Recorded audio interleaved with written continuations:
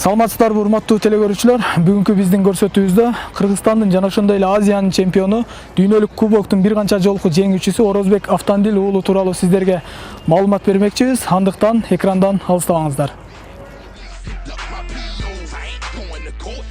Спорт бул талыкпаган эмгекти жана туура машыгууну талап кылат. Спортчунун максаты каршылашын жеңүү гана эмес, ал жашоодо адамгерчиликтүү, мекенди, элин, жерин коргогон патриот болушу керек деген Орозбек кезектеги дүйнөлүк чемпионатка даярданып жатат. Тоонун баласы тоо бүркүт сыяктуу бийиктикке талпынып, таң эрте күнүн Сулайман тоого чуркоо менен баштайт. Тоодо чоңойгондуктан тоого чуркаган жакшы элем. Эртең менен таза аба, эл жок, тынч, жакшы маалайда чуркайсың эртең менен чуркаган. Мисалы эртең менен жүгүргөндө сен денең уктап аткан болот да, мындай уктап жаткан болот. Ошондуктан сен кандай мындай көнүгүүлөрдү аткарып анан жүгүрөсүңбү же? Нагрузка бербей, жеңил разминка кылып алып, анан чуркайсың эртең менен. Кечинде дагы залга, спорт залга барасың. Кечинде дагы спорт залга барам. Эртең менен чуркап, разминка кылып, анан кийин залга барабыз. Сага көп мындай оор келбейби мындай эртең менен кечинде? Наоборот, мага жакшы бул. Терлеп, жумшап, разминка кылып, жакшы иштейсиң эртең менен. Бул жүгүргөндөн кийин кандай эмне кыласың? Будан кийин ошо бир сире терлеп чуркагандан разминка кылып, анан залга барам. Залга барып, анан калган залда иштейбиз. Кандай чогуу балдар мененби? Чогуу балдар менен, агай менен кошо залда кылабыз калган. Болгарияда чемпионат мира өтөт, ошого азыр 2 мал даярдалып ашып аткан учурум. Ал жактан жеңишке жетем деген оюң барбы? Оюм бар, албетте. Ар бир адам, спортто жүргөн адамдардын баардыгы биринчи месяцтага жеңишке жетем деген үмүт менен даярданышат. Дүйнөнүн чемпиону болуп, Азиянын чемпиону болуп, ушундай ийгиликке жеткен убакта сен элге таанылып каласың да. Ооба. Ошол убакта бир жаман жолдогу баягындай чөйрөгө адамдар сени сунуштаса, сен ушундай азыркы спортчулар бүт эле ушундай жака бурулуп кетип атпайбы? Сен кандай көз карашың кандай дегеле ошол жака бурулуп кетпейсиңби? Менин көз карашым андай эмес. Менин максатым кыргыз элин желейин, бийикке желбиреш, кыргыз элин таанытыш дүйнөгө. Менин максатым ошол. Андан сырткары дагы азыр атпам, Кыргыздын улуттук көкбөр оюну менен алектенип, спорттон сырткары да ошол улак менен алектенип.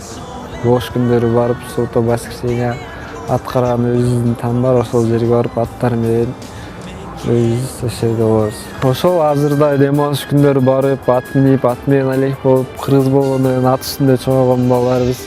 Азыр дагы ошол барып ат минип келсек болот. Анда эмесе азыр барып келсек болот экен анда биргеликте. Кет.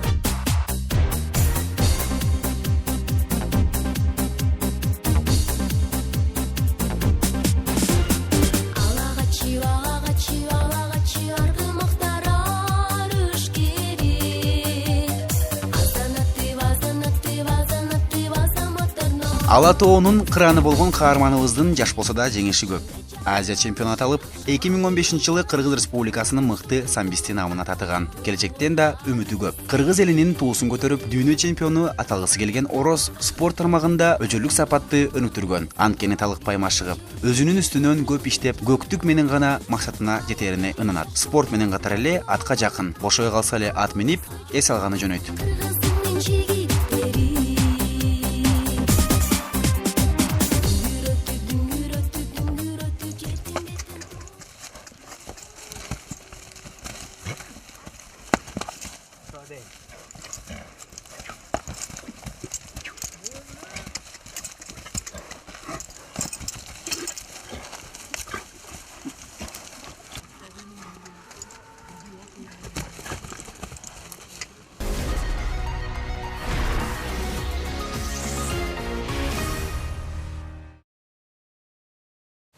Урматтуу телекөрүүчүлөр, ата-бабаларыбыз айткандай ат адамдын канаты десек жаңылышпайбыз. Анткени бүгүнкү каарманыбыз ат багуу менен биргеликте түрдүү ат оюндары менен алек болуп келет. Анда эмесе өзүнөн сурап көрсөк.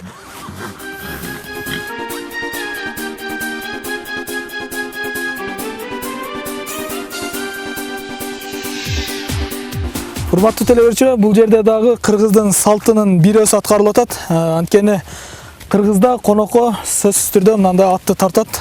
Атты оң бут менен минет дегенде.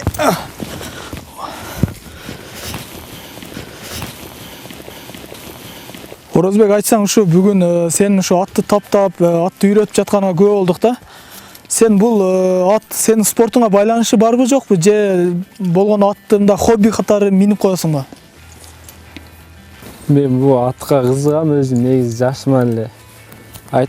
Биздин атабыз биздин айылдын чабандеси, палуаны ат таптаган саяпкер болгон. Ошол себептен болсо керек биз улакка, ошо атка жакынбыз өзүбүз негизи эле. Спорттон сырткары бул кыргыздын улуттук оюндарго беш-беште ошол спортко да аябай кызыгам. Калтырбай көрүп, ошол спортторду жашыман бери ушу улак чаап өзүм ат таптап, улак чаап турам. Сен өзүң айтып калдың да, ушул суббота базар күндөрү келип ушул жерде улак чаап, андай ат менен алек болом деп. Ушу улактын башка спорттон айырмасын биздин телекөрүүчүлөргө айтып кетпейсиңби? Бул улакты жүздө, самбо, баягы самбога салыштырып болбойт. Бул улак дүйнөдө жок спорт. Бул кыргыздын улуттук оюну болгондуктан бул аябай татаал спорт. Буга мисалы сен өзүң улак чаап жүрөсүңбү? Ооба. Улак чаабам мен жашыман бери. Өзгөчөлүктөрү бар экен ошо эки спорт. Бул улак бул спорт эле эмес, бул ден соолукка дагы пайда да. Бул ат минген, ат бастык. Кандай мындай ат мингендин ден соолукка кандай пайдасы бар? Бүт дене мүчөң кыймылдайт, бүт жериңе пайдалуу, айрыкча уул балдарга ат минген пайдалуу.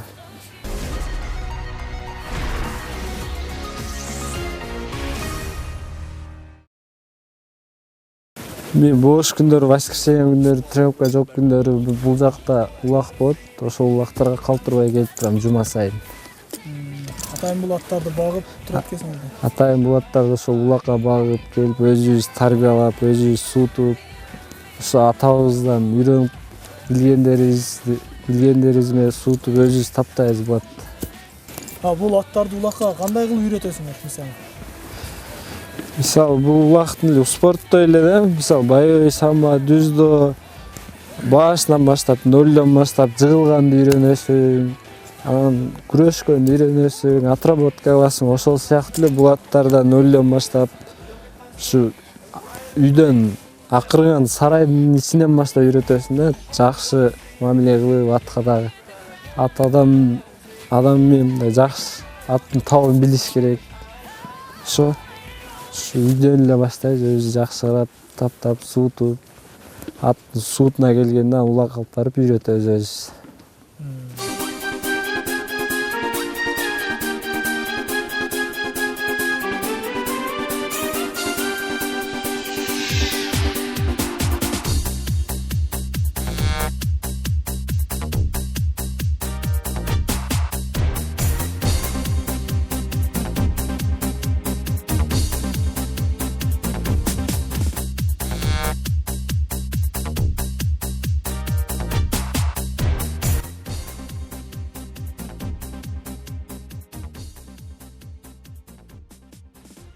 Кыргыз эли айткандай, эр жигитке 70 өнөр аздык кылат дегенде биз Орозбек мырзанын дагы бир өнөрүнө күбө болдук.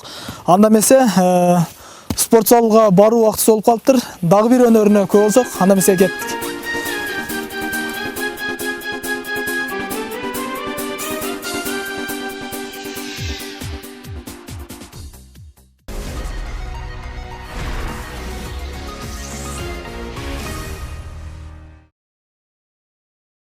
Все, построились.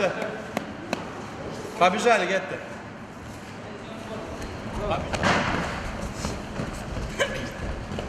Пошло правым боком, Гетте. Правым боком, правым боком. Гетте, левым боком.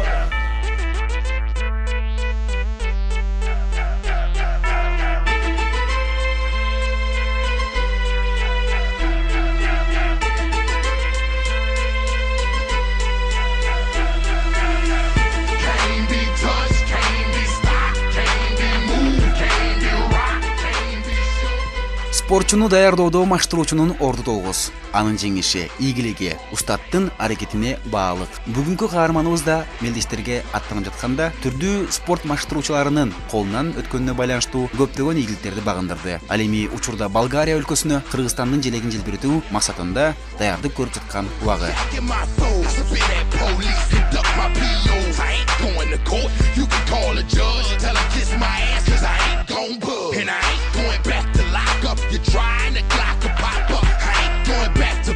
And I'm never gonna stop the buffing, not for nothing. The block they need me, the streets they need me. The club scene, nigga, it's mine, believe me. You don't believe me? Can't be touched, can't be stopped, can't be moved.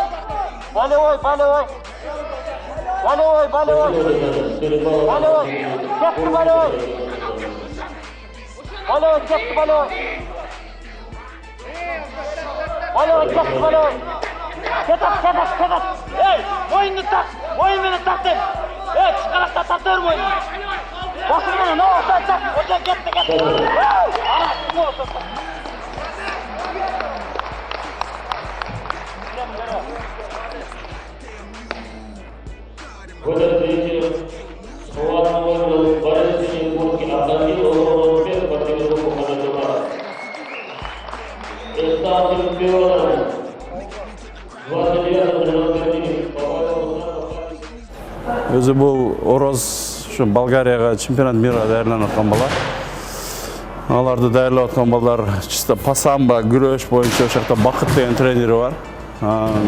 Биз жакка мына Мухаммед Умардын боевой самбо тарабы жагына келгенде бул колун, путун, урушту, тебишти, ошолордон коргонушту, ошол жактан гана кичине тажрыйба алыш үчүн келет да.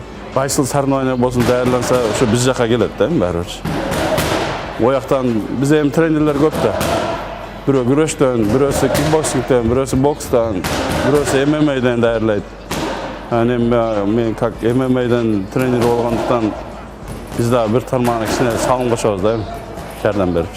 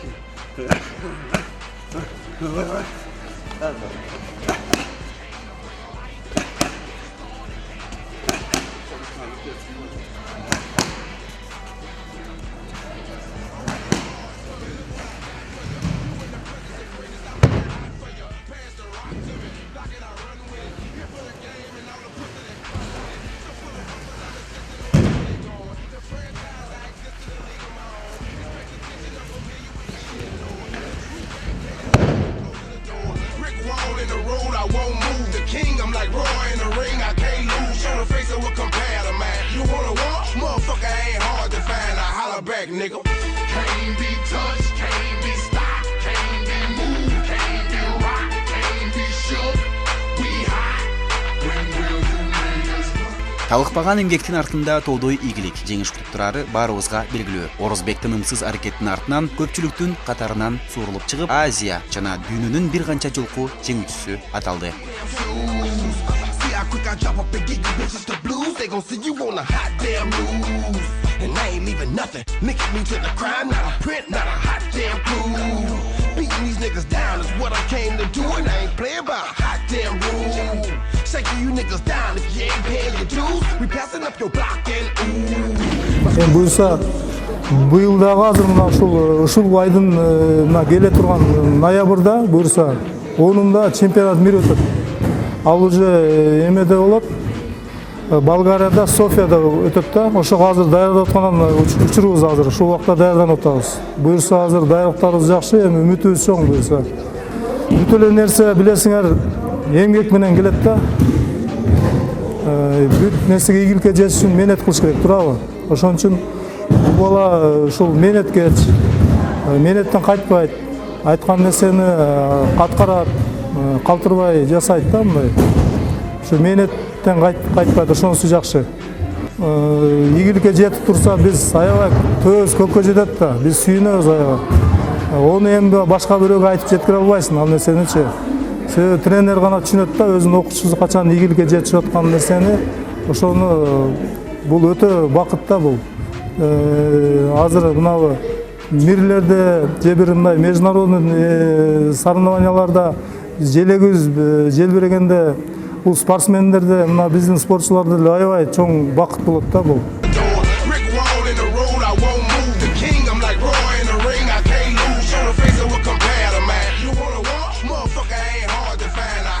Nigga. Can't be touched, can't be stopped, can't be moved, can't be rocked, can't be shook. We hot.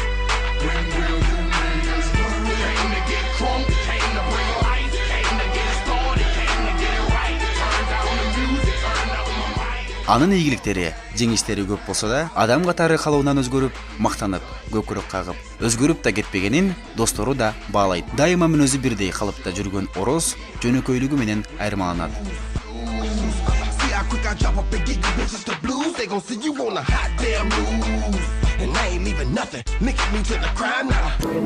Орозбек досум, залда таанышкан досум.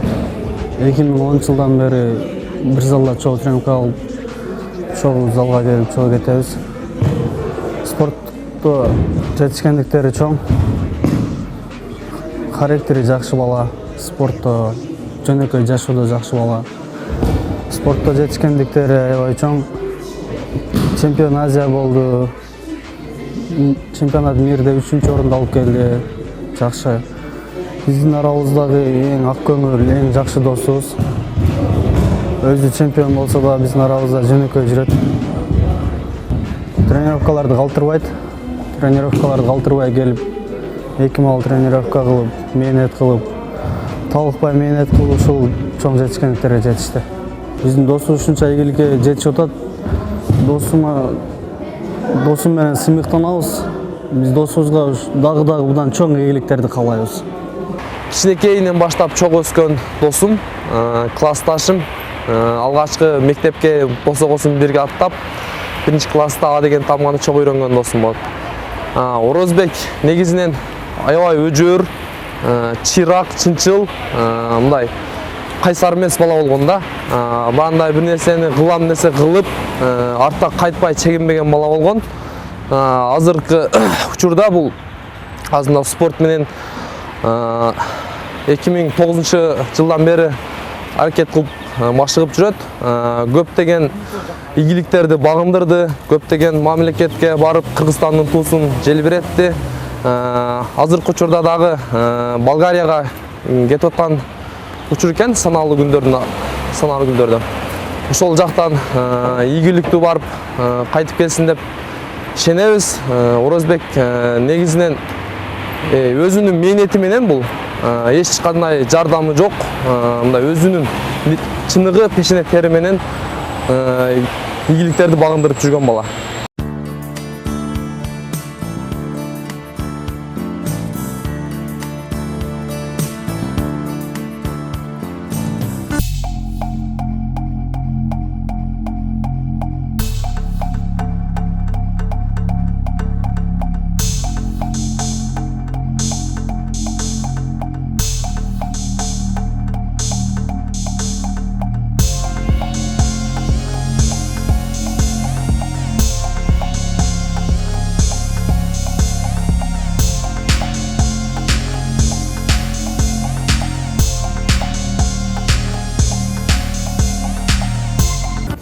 Орозбек тууралуу бир нерсе айтып берейин мен. Жайлоого чыккан элек, ошо жайлоого чыгып, анан Орозбектин колу күйүп калган да, колу менен буту.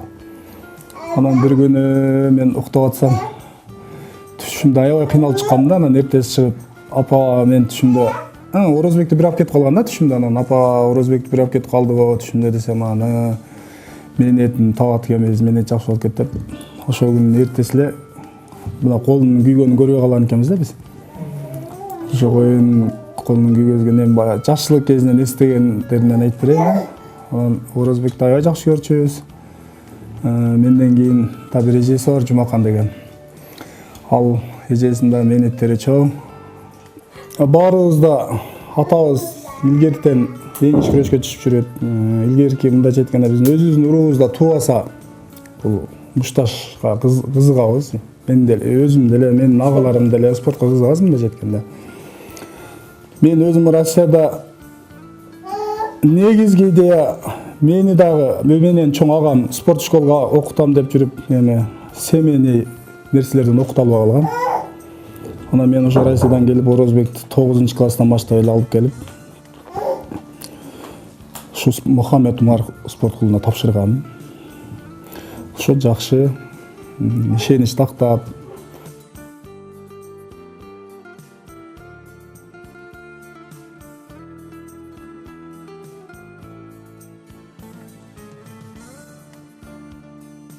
Мен спорттон бул жашоодо биринчиден туура жашашты, туура жүрүштү, адам менен кандай мамиле кылышты, дос таптым бул жерден, тааныш. Ушундай анан өзүм үчүн өзүм эл көрдүм, жер көрдүм, көптөгөн мамлекеттерге бардым. Ушул быйыл чемпионат мирага барып, биринчи орунду алып келишке аракет кылдым, Удакка салып келем. Кыргызстан желегин бийикке желбиретип биринчи орунга чыгып, Кыргызстан желегин бийикке желбиретип кимдин ырдатып келем деген максатым.